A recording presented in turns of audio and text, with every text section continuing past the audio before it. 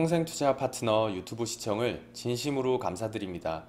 주식 관련한 상담을 원하시는 구독자 분들께서는 현재 화면 상단에 표시되는 무료 종목 상담 신청하기를 터치하셔서 성함과 연락처를 남겨주시면 상담 도와드리도록 하겠습니다. 감사합니다. 예, 안녕하십니까. 평생투자 파트너입니다. 6월 8일 금요일입니다.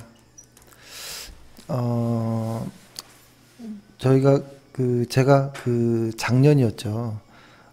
작년에 서울에서 한번 나중에 은퇴하면 전원 생활을 하기 위해서 한번 좀 시골 생활을 해봐야겠다라고 해서 제가 당진으로 작년 9월에 조금 이사를 했다가 저번 주에 제주도로 이제 완전히 왔는데요. 제주도에 와서 어제는 혼자 자는 첫날이었습니다. 와이프가 일을 보러 육지에 나가는 바람에 근데 어제 잠을 혼자 자는데 이상하게 제가 겁이 좀 있거든요. 겁이 좀 있다 보니까 밤에 혼자 잠을 못 자겠더라고요, 어제. 그래서 그랬는지 자꾸 자려고 하면 뭔가 딱딱딱 소리도 나고, 그래서 계속 설잠 자다가 아침 새벽에 해가 뜰랑말랑 할 때 잠이 들었다가 잠깐 자고 이제 회사로 왔는데요. 그래서 오늘 조금 하루 종일 좀 비몽사몽 좀 그렇습니다. 그렇지만 뭐 시장이 열리는 시간에는 정신을 똑바로 차려야죠. 일단 오늘 오전 현재 시간이 10시 19분 정도 되었는데요. 오늘은 양시장 다 외국인과 기관이 다 매도를 하고 있습니다. 일단 그리고 개인 투자자들만이 매수를 하고 있기 때문에 당연히 시장이 좋지 않겠죠. 당연히 뭐 이제 귀가 아플 정도로 들으셨겠지만 개인 투자자들이 매수를 한다. 개인 투자자들이 매수를 하면 그 거래 상대방인 외국인과 기관 투자자가 물량을 팔았다. 이 의미라고 또 보면 되죠. 그렇기 때문에 오늘 시장은 전반적으로 좋지 않습니다. 그리고 뭐 어떤 특이한 종목이 보이거나 뭐 이러지도 않습니다. 그렇기 때문에 오늘은 뭐 약간의 조정 혹은 횡보 뭐 이런 모습을 좀 기대할 수 있을 것 같고요. 오늘은 리포트를 좀 보려는데요. 오늘 오전에 나온 리포트는 아주 극히 드뭅니다. 오늘 21개. 보통 적어도 뭐 60개 요 언저리까지도 나오기도 하고, 보통 100개 정도 뭐 언저리, 많으면 한 200개 정도까지도 하루에 리포트가 나오고, 그 외에 다른 어떤 산업이나 경제 뭐 이슈, 투자 전략 뭐 이런 거 해가지고 꽤 많이 나오거든요.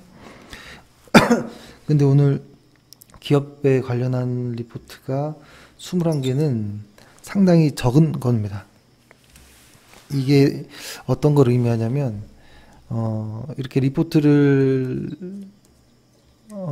내보내는 애널리스트 역시도 그날의 주가의 상황에 따라서 리포트를 내지 않고 내고 뭐 이런 것들이 좀 있는 것 같아요. 그러니까 사실 애널리스트들이 차트보다는 어떤 뭐 실적에 좀 더 포커스를 맞춘다라고 생각을 많이 하겠지만, 애널리스트 중에서는 차트로만 차트 전문가들도 많고요.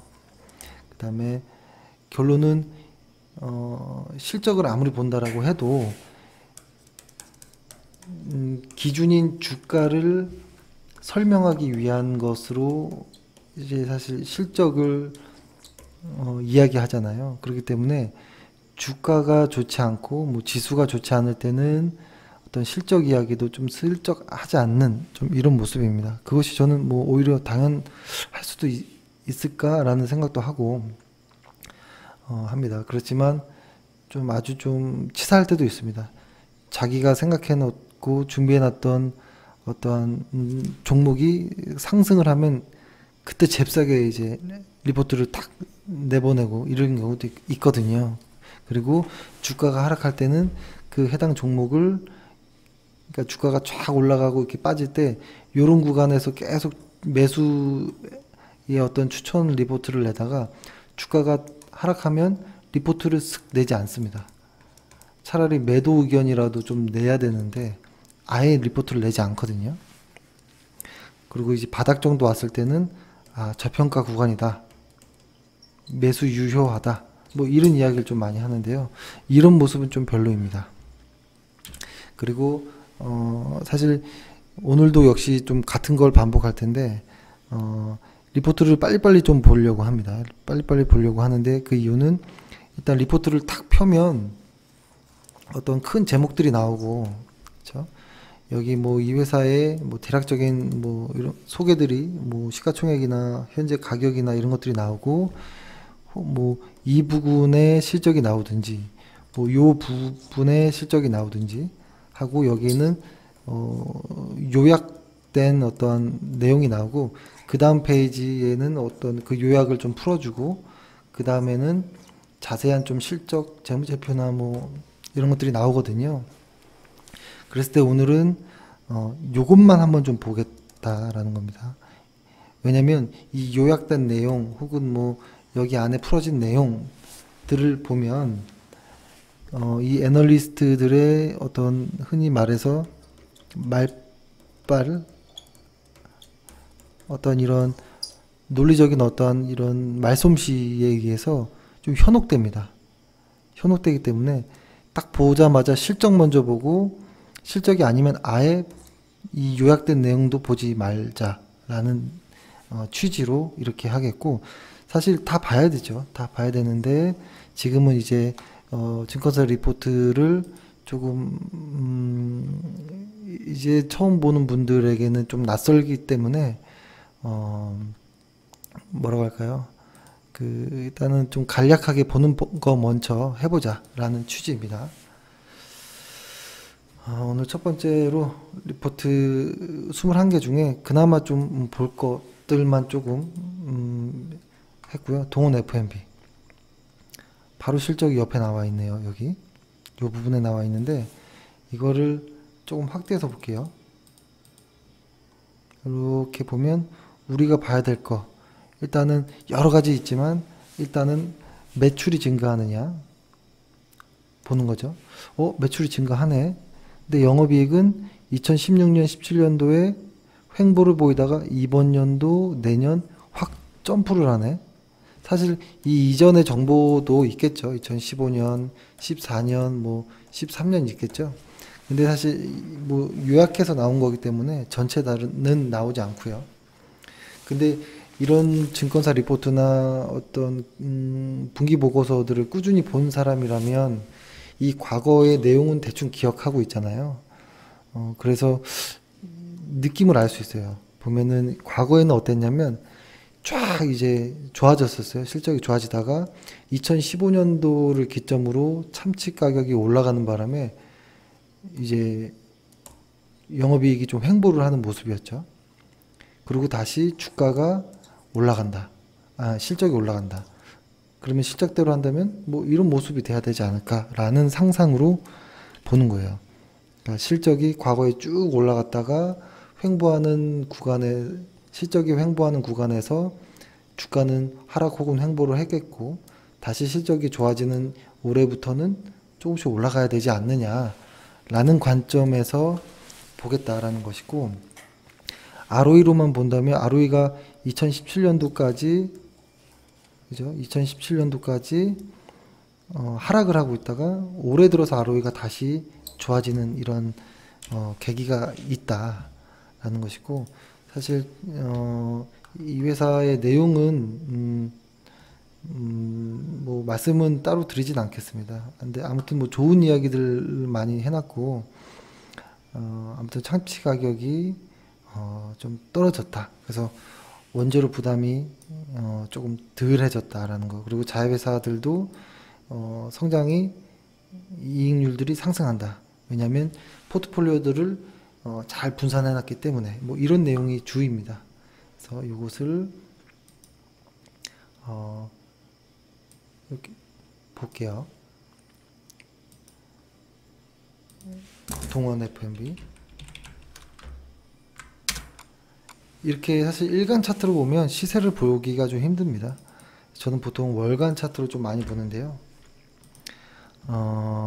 월간 차트로 보면 과거 서프라임 이후부터 쭉 올라갔습니다.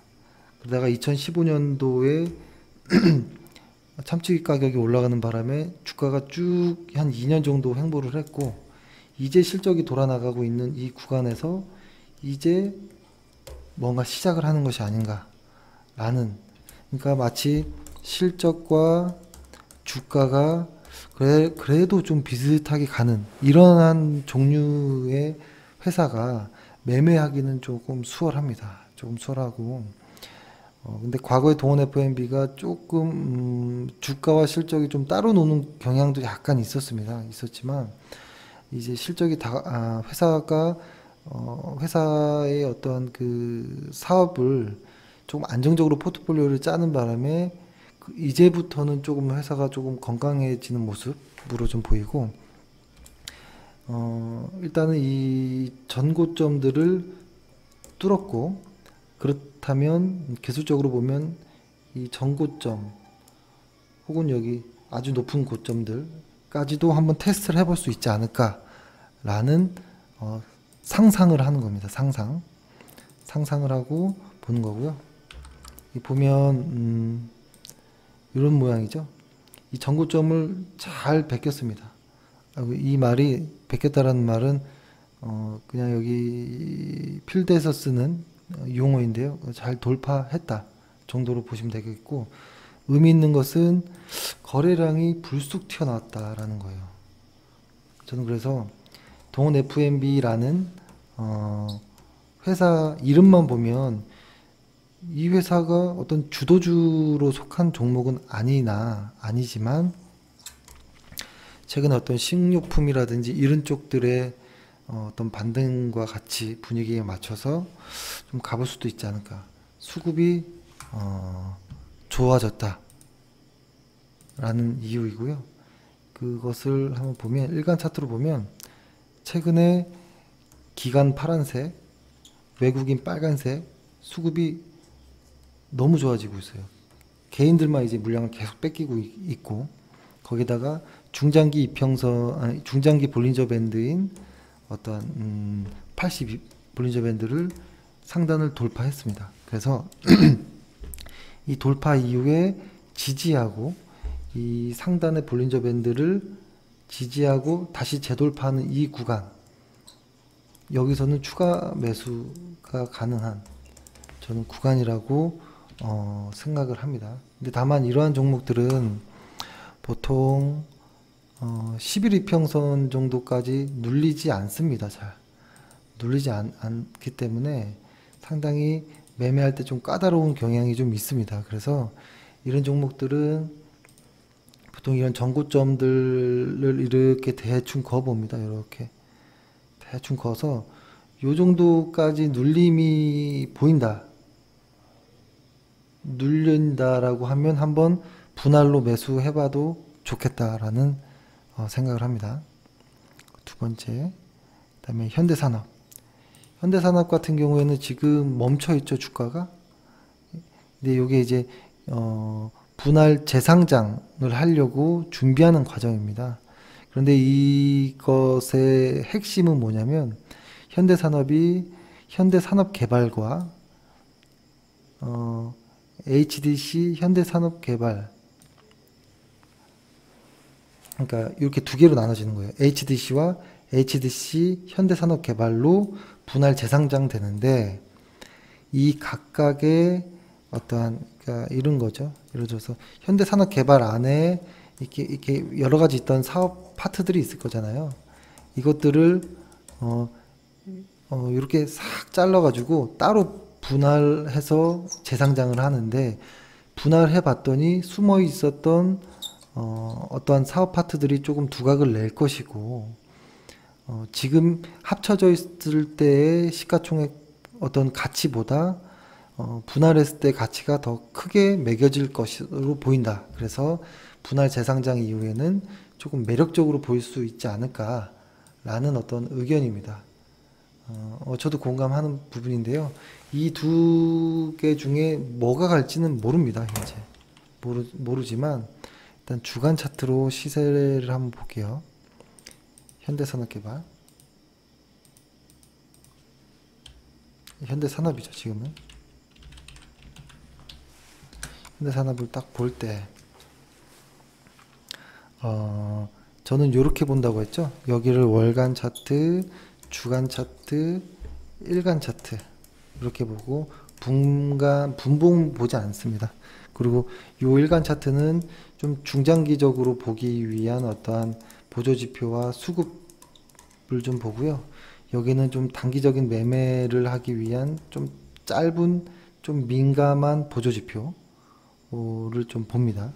이렇게 보고 일단 주간 차트 한번 보면 주간 차트를 보면 현재 이렇게 좀 멈춰 있는 듯한 느낌이 나는데, 자, 이렇게 지금 과거의 어떤 박스권, 요 산봉우리, 요거를 아까 말씀드렸듯이 돌파한다면 어제 한번 아까가 아니죠, 어제였죠. 뭐 예를 들어서 뭐 사막 콘덴서라든지 어제 말씀드렸던 것처럼 어떠한 과거의 오랜 동안의 어떠한 이런 박스권의 이런 패턴을 돌파할 때는 매수해도 저는 일단 무방하다고 봅니다. 매수. 종가에 한번 매수해 볼 수 있겠다라는 생각을 하고, 그 대신 분할 매수로 한번 해야겠죠. 하고 나서 매수하고 나서는 왔다 갔다 하면서 보통 이렇게 올라가는 경우가 많은데, 저는 만약에 현대산업이 그렇게 돌파하는 시점이 온다면 그것이 이제 6월 12일 날로 재상장의 날짜가 맞춰져 있거든요. 화요일 날로. 그때가 좀 매우 의미 있게 좀 보려고 합니다. 현대산업이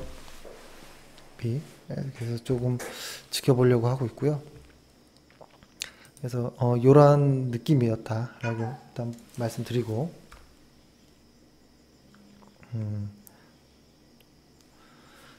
그 다음에 CGV가 있네요. 여기 보면 CGV 같은 경우에도 뭐가 있냐면 이슈가 일단 실적을 이렇게 봐야겠죠. 실적 보면 이런 모습입니다. 현재 2018년도 이잖아요. ROE가 2에서 2.9에서 18.6으로 ROE가 말도 안 되게 증가를 하고 내년에도 더 증가합니다. 이런 회사는 계속 봐야 되는 회사예요.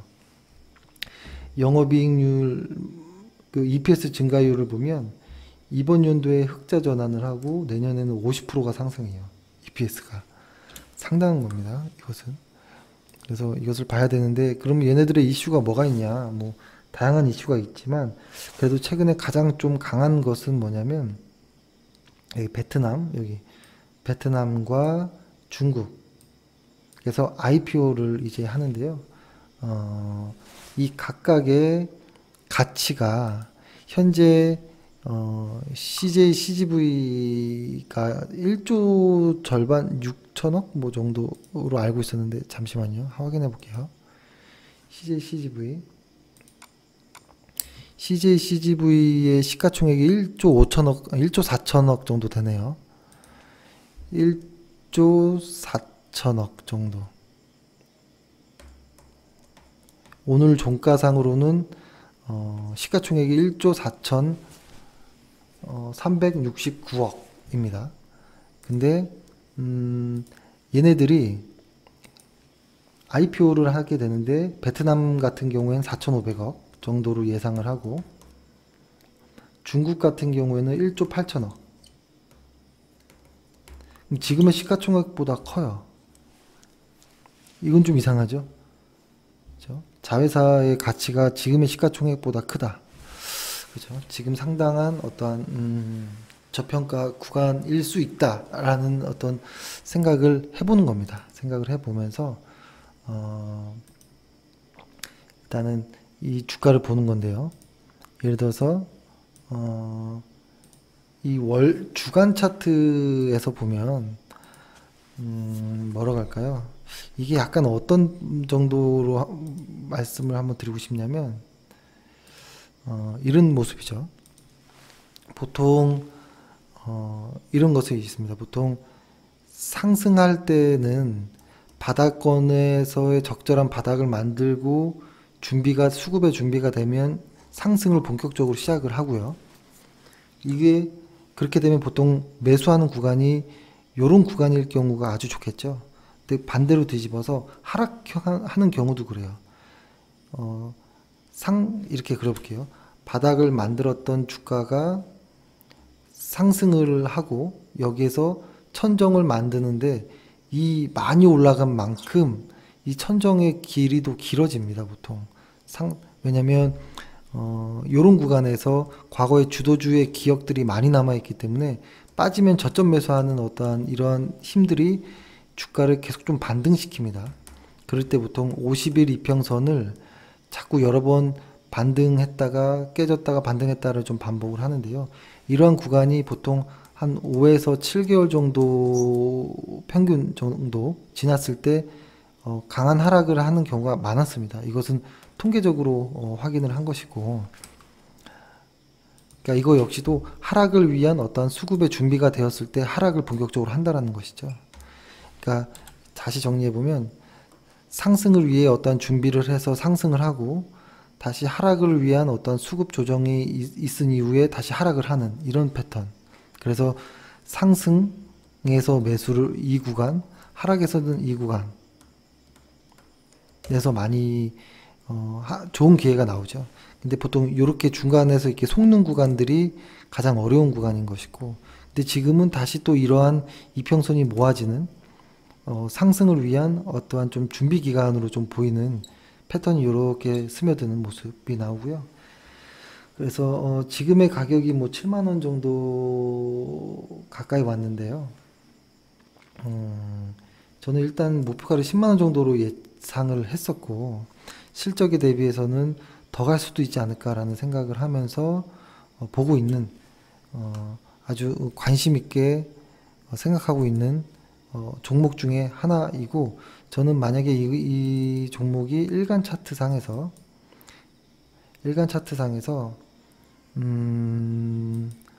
기술적으로 봤을 때 요 200일 이평선 정도를 어느 정도 테스트를 할 때 지금 현재 저희도 이 종목을 보유하고 있는데요.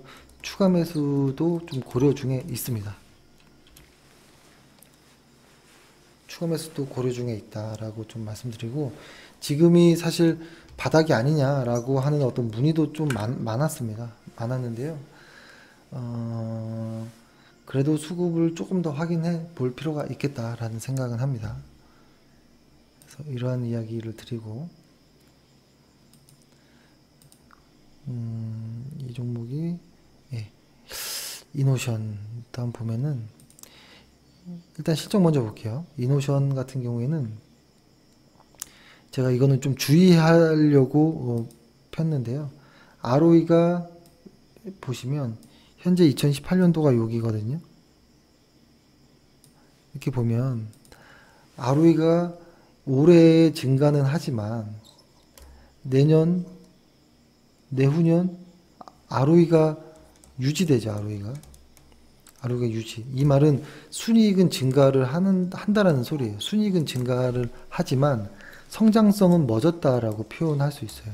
그래서 이런 종목들은 매수하기가 상당히 까다롭다. 왜냐면 보통 이러한 종목들은 하락하거나 일정한 구간에서 이런 박스권의 모습이 많아서 쉽게 매도하기가 쉽지 않다라는 모습을 말씀드리기 위해서 일단 펴봤습니다.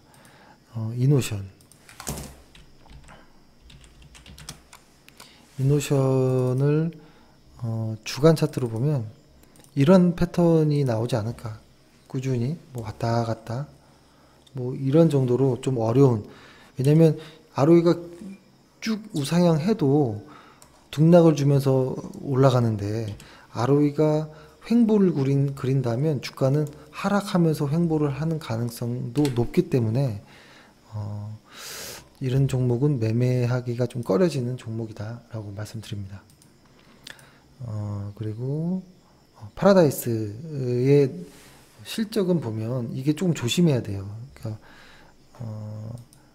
실적이 지금 예상했던 어떠한 그러니까 예상치보다 조금 안 좋을 가능성도 있겠다라는 좀 생각을 합니다. 일단은 얘네들이 말하는 이 실적 예측치들은 상당히 강합니다. 상당히 강한데 올해 그리고 내년까지도 상당히 강한데 중요한 것은 중국인들의 어떤 그 자금이 들어오지 않고 있다라는 거. 그래서 이것들의 어떤 회복하는 구간이 좀 보여야 된다. 그러니까 중국인들이 들어오지 않는 상황에서 어떤 파라다이스 시티를 구석구석을 이제 오픈해 나가면서의 어떤 비용이 발생하는 부분, 이런 부분들이 영업이익을 좀 줄여 나가거든요. 그래서 지금 현재 지금 당장은 조금 어쩔지 모르겠으나 일단 꾸준히 보면 이게 그렇게 많이 망가질 종목은 아닌 것으로 저는 일단은 보고 있습니다. 이 종목 역시도 과거에 이런 모습을 보였습니다. 상당히 많은 이 진전을 됐고요. 이 진전된 이후에 이 고점을 통해서 한 이 구간 한 5개월에서 7개월 사이 때 강한 하락을 보이고 다시 한번 여기서 또 하락을 보이면서 여기서 다시 또 적정한 어떠한 바닥을 좀 만드는 구간이 좀 나왔었고, 이 바닥을 만드는 구간은 근거가 실적이 좋아진다라는 어떠한 파라다이스 시티에 대한 어떤 기대가 있었거든요. 그로부터 이 전고점들을 돌파하고 지금 여기까지 좀 눌리는 과정인데요. 여기서 지지가 받고 다시 돌아갈 수 있지 않을까라는 어떠한 기대감으로 저는 좀 보고 있습니다. 그래서 과거에 파라다이스 시티를 한번 매수를 여러 번 했었죠. 사실 이때는 한참을 가지고 있었던 기억이 나고, 그리고 최근에는 이만큼 보유했었던 기억이 나는데요. 이 종목을 관심권에서 멀어 잊으면 안 된다라는 좀 생각을 합니다. 항상 관심권에 두고 있어야 되는 종목. 그리고 실리콘웍스 같은 경우에도 올해가 실적이 어떤 바닥을 보고 내년 내후년으로 해가지고 계속 좀 좋아질 회사가 아닌가라는 생각을 하는데요. 실적으로 봤을 때는. 다만 이 회사는 LG전자와 조금 모멘텀을 같이 하거든요. 그래서 실리콘웍스의 실적만으로는 지금부터 계속 가야지 정상이에요. 실리콘웍스의 실적만으로 이 주가를 판단해 본다면. 근데 그래도 얘네가 가장 조금 매출이 가장 든든한 LG전자 쪽에서의 무언가가 좀 나와야, LG전자가 그만큼 뭔가 나와야 되기 때문에 LG전자가 지금 약간의 조정 구간 혹은 하락의 초입인지 조정 구간인지 하는 좀 아리송한 구간에 있기 때문에 지금 기술적으로 다이버전스도 역시 뭐 나오기는 했지만 조금 더 수급을 확인하고 들어가도 늦지 않다. 예를 들어서 이 200일 이평선과 이 200일 이평선이 이렇게 돌아 나가는, 그러니까 50일 이평선이 이렇게 갔다가 눌리고 들리고 이렇게 가는, 아주 천천히 이 정도까지 와서 매매해도 뭐 늦지 않다라는 의견입니다. 그러니까 실적이 좋게 나왔다고 무조건 들어갈 필요는 없다라는 것입니다. 지금 그리고 얘네들의 어떤 수급은 일간 차트로 보면 수급이 그렇게 좋은 모습은 아닙니다. 수급이 얘네들의 가장 수급의 주체는 기관 투자자였었거든요. 기관 투자자들이 조금 들어 올리나라는 정도의 모습은 보이는데요. 일단은 조금 더 기관 투자자들이 들어와 주면 어떨까. 다만 거래량이 하나 터졌다라는 것에 조금 관심이 가는 부분이 있습니다. 그래서 이렇게 보고 있고, 이거는 아마 이 회사는 두올이라는 회사는 뭐 그렇게 많이 들어본 회사는 아닐 겁니다. 근데 제가 어제 이야기했던 것 중에 이번 연도에 의외로 코스피가 13% 정도 영업이익이 증가하는 거 대비해서 가장 많이 영업이익이 증가하는 1등이 제약이었고 2등이 자동차 쪽이었거든요. 의외로 영업이익이 증가하는 게, 그러니까 코스피보다 영업이익률로 보면 2배 정도 증가하게끔 나왔는데요. 이것이 이제 일환으로 뭐라고 할까요? 일환으로 하나 이제 종목을 이제 보는데, 자동차 이제 내장, 그러니까 자동차 부품하는 업체입니다. 부품 업체인데 이 회사가 스웨덴 쪽에 회사를 인수하면서 매출과 영업이익이 상당히 많아졌다. 그리고 그것에 대한 시너지까지도 충분히 나올 가능성이 높다. 뭐 여러 가지 이야기들이 있겠죠. 근데 그것을 일단 있는 그대로 보지 말고 실적이 진짜인지 보면 일단은 ROE가 증가하는 것은 내년까지는 ROE가 증가하는 것은 눈에 보이고, EPS 증감률 역시도 40%, 28% 관심권에 들어와야 될 종목 중에 하나입니다. 두올이라는 회사. 차트를 한번 보면요. 두올.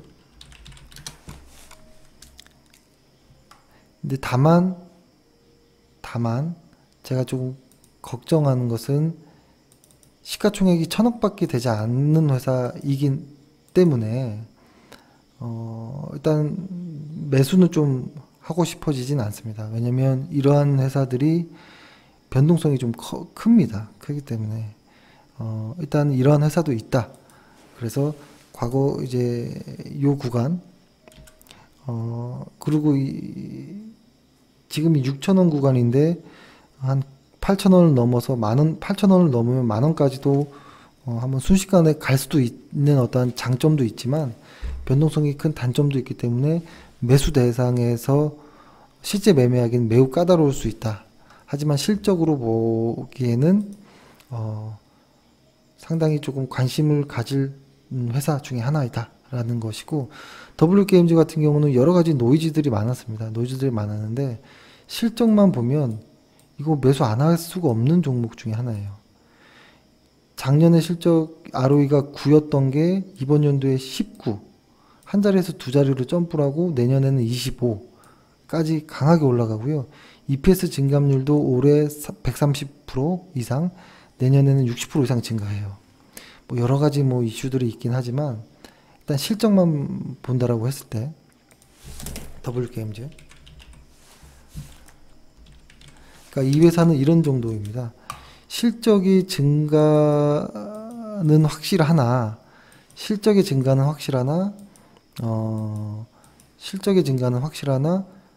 주가가 움직이지 않고 있는, 보면은 과거에 이 구간대를 극복하지 못하고 있는 모습인데요. 아까 잘 기억나나요? 과거에 쫙 이렇게 못 넘어서던 이 구간을 확 돌파해버리는 이 순간에 강한 시세가 나올 여지가 많다. 과거에 뭐 GS건설이라든지 라겐나르이라든지 최근에 사마콘덴서라든지 이런 비슷한 패턴의 모양들이 나오잖아요. 저는 W게임즈도 만약에 이 자리대에 그러니까 7만원대 언저리이죠. 75,000원 정도까지 이 가격대를 돌파해낸다면 그때부터는 매수도 가능하지 않을까라는 의견입니다. 그래서 왜냐하면 실적이 좋기 때문에. 다만 여러 가지 노이즈들이 좀 많아서 조금 조정을 받는 것이 아닌가라는 생각은 하는데, 일단 실적을만을 보자면 충분히 한번 해볼 만한, 다만 조건은 이 아래 구간 아닙니다. 제가 보기에는 한 여기까지 할게요. 한 7만 원 아래에서는 매매를 안 하시는 게 오히려 어떨까라는 생각. 지금 5만 6천 원인데요. 싸다라는 개념이 아니고요. 안전하지 않은 구간이다라고 보시는 게 이 구간은 좋을 것 같아요. 만약에 하고 싶다라고 하면 분할 매수로 뭐 해볼 수는 있겠지만 그래도 안전하게 돌파하는 구간에서 분할 매수하는 게 오히려 낫겠다라는 생각을 합니다. 그래서 오늘 현재까지의 오전에 나왔던 리포트들을 좀 정리해봤습니다. 현재 또 나온 게 있나 보면 아직 21개로 나오진 않았고요. 네. 이 정도로 해서 좀 보고요. 아직까지도 외인과 기관의 수급이 변화는 없는 것으로 보여서 오늘 장은 금요일 장이고 하지만 조금 그렇게 좋은 모습으로 끝날 것 같진 않다라는 좀 생각은 듭니다. 제가 여기 주간 차트상에서 이렇게 거놓은 이유는 이 박스권을 어떻게 돌파하는지를 좀 보자라는 개념이었습니다. 이 박스권 안에 있을 때는 역시 위험할 수도 있다라는 이야기를 들었고, 이 박스권을 돌파하는 구간, 즉 2500포인트 코스피를 돌파하는 구간대 이때부터는 좀 본격적으로 달려보자 정도로 말씀드리겠습니다. 예, 벌써 시간이 꽤 됐네요. 예, 오늘은 오전에 브리핑은 이 정도로 마감하겠습니다. 예, 감사합니다. 오후에 뵙겠습니다. 평생투자 파트너 유튜브 시청을 진심으로 감사드립니다. 영상 보시기 전에 안내 말씀 하나 드리겠는데요. 주식 종목이나 앞으로 주식을 어떻게 해 나아가야 할지 고민이 많으신 분들은요, 언제든지 저희 대표번호 1588-5380 번호 있잖아요. 네, 이쪽으로 연락을 주시면은 저희가 성심성의껏 상담 드리도록 하겠습니다. 아니시면은 저희 평생투자 파트너 홈페이지 접속을 하셔가지고요, 그 오른쪽 상단에 여기 무료 체험 신청 버튼 눌러주시고 요 아래쪽에 성함과 연락처 남겨주시면은 저희가 또 상담 순차적으로 드리도록 하겠습니다. 감사합니다.